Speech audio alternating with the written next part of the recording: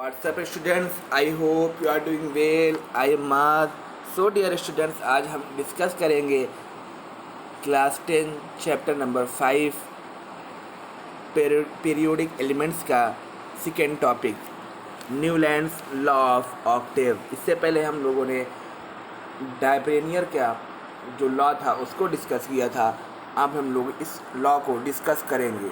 Okay guys, so Newlands law of Octave, जैसे कि आपको पता है कि जो ये लॉज हैं ये किस लिए डिस्कस किए जा रहे हैं कि कैसे आपकी जो पीरियोडिक टेबल है, ये जो आपके एलिमेंट्स हैं उनको कैटेगराइज करने के लिए, उनको क्लासिफाइड करने के लिए, उनको एक सिमिलर एलिमेंट्स को एक जगह पर रखने के लिए ये सारे नियम और लॉ दिए गए स्टार्टिंग में, क्योंकि आपके जिससे आसानी से एलिमेंट्स के बारे में जानकारी ली जा सके, आसानी से उनके बारे में स्टडी की जा सके। क्योंकि अगर अलग अलग एक ही तरह के एलिमेंट्स अगर अलग अलग जगह पर रखे रहेंगे तो उनके बारे में आसानी से स्टडी नहीं की जा सकती है। इसीलिए उन्होंने एक जगह पर, जितने भी साइंटिस्ट थे उन्होंने कोशिश की कि एक तरह के एलिमेंट्स को एक साइड पर रखा जाए, एक जगह पर रखा जाए। इसके बारे में हम पहले भी डिस्कस कर चुके हैं।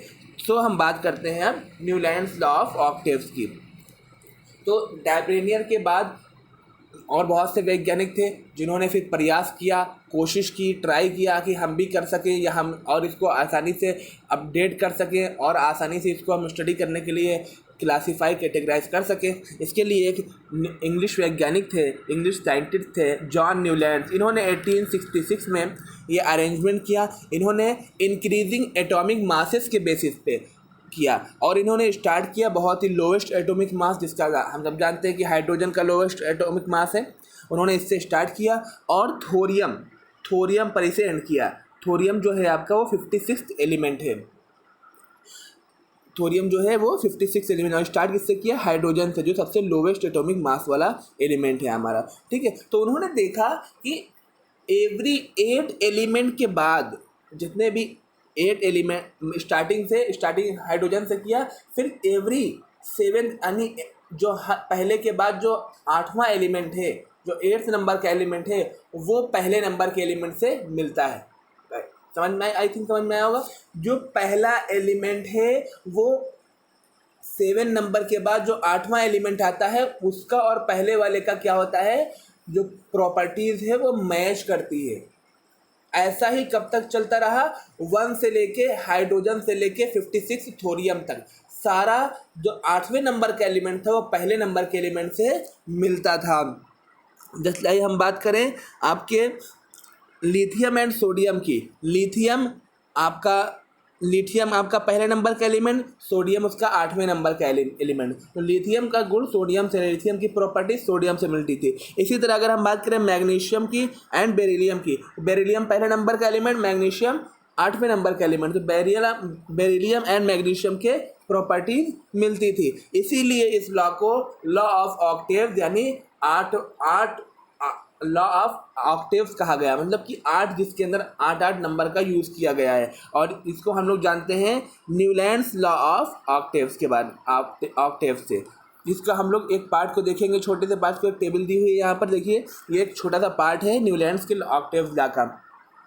और इन्होंने जो कंपैरिजन किया इस लॉ का, वो कंपैरिजन किया म्यूज़िक बीट्स के बारे में। हम जैसे जब जानते हैं कि म्यूज़िक बीट्स में आपके 7 आपके स्टेप होते हैं, 7 आपके धुन होती हैं। ये धुन हर 7वें के बाद 8वीं बार रिपीट होती है। जैसे सा रे गा मा पा धा नी, ठीक, उसके बाद फिर सा रे गा मा पा धा नी। इसी तरह इन्होंने इसको कंपैरिजन किया म्यूज़िक बीट से, म्यूज़िक धुन से।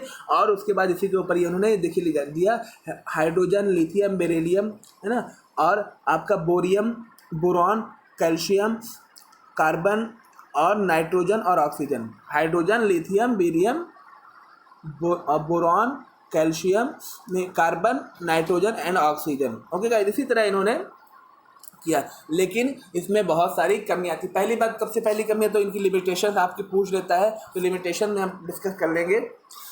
इनकी जो लिमिटेशन थी सबसे पहले कि इन्होंने सिर्फ और सिर्फ कितने, जो 56 एलिमेंट थे, जिसमें कैल्शियम एंड में आता था, वो कैल्शियम तक ही इनका ये लॉ वर्क कर रहा था, कैल्शियम के बाद इनका ये लॉ वर्क नहीं कर रहा था। इसके अकॉर्डिंग, इनके लॉ के अकॉर्डिंग ओनली 56 एलिमेंट ही दुनिया के अंदर पाए जाएंगे आखिर तक, उसके ज़्यादा एलिमेंट नहीं पाए जा सकते। लेकिन जब और न्यू एलिमेंट की डिस्कवरी हुई तो ये लॉ फेल हो गया। उसके बाद आपका ये जो इनका लॉ था, इनके लॉ में एक और ये कमी थी कि इन्होंने अलग तरह के प्रॉपर्टीज़ वाले को भी एक ही टेबल में रख दिया। जैसे हम यहाँ पर देखें, यहाँ पर आपका hydrogen, fluorine, chlorine, cobalt and nickel, फिर ब्रोमीन। तो ये कोबाल्ट एंड निकिल का प्रॉपर्टीज़ फ्लोरीन, क्लोरीन, ब्रोमीन से नहीं मैच करती है। कोबाल्ट एंड निकिल की प्रॉपर्टीज़ फेरस से मैच करती है। इनको इन्होंने अलग अलग रखा, तो पहली तो ये भी एक इसकी लिमिटेशन थी। ओके गाइस, जो यहाँ पर दी हुई है आप इसको नोट कर लेंगे, पूरा जो भी क्लास 10 के स्टूडेंट है इसको पूरा नोट बना लेंगे स्लाइड वाइज और डिटेल से इसकी स्टडी करेंगे, ये आपका इम्पोर्टेंट है। और अगर समझ में आ रहा हो तो इसको चैनल को लेक्चर को लाइक और चैनल को सब्सक्राइब भी कर सकते हैं और कमेंट में बता सकते हैं। अब हम बात करते हैं, फिर जब नोबल गैसेस की डिस्कवरी हुई तो ये तब भी ये लॉ क्या हो गया, इररिलेवेंट हो गया, क्योंकि नोबल गैसेस के बारे में इसमें कोई जिक्र ही नहीं था। इसी तरह हम ये कह सकते हैं जो न्यूलैंड्स का लॉ है वो सिर्फ लाइटर, जो हल्के एलिमेंट्स हैं उन्हीं के लिए, लाइटर एलिमेंट्स हैं उन्हीं के लिए एप्लीकेबल है, बाकी सबके लिए एप्लीकेबल नहीं है। इसीलिए क्या हो गया, फेल हो गया। ये इस लॉ की क्या थी, कमियाँ थी, लिमिटेशन थी। आई होप आपको ये लेक्चर समझ में आया होगा। फिर भी अगर कोई प्रॉब्लम होती है तो आप कमेंट या मैसेज बॉक्स में डिस्कस कर सकते हैं।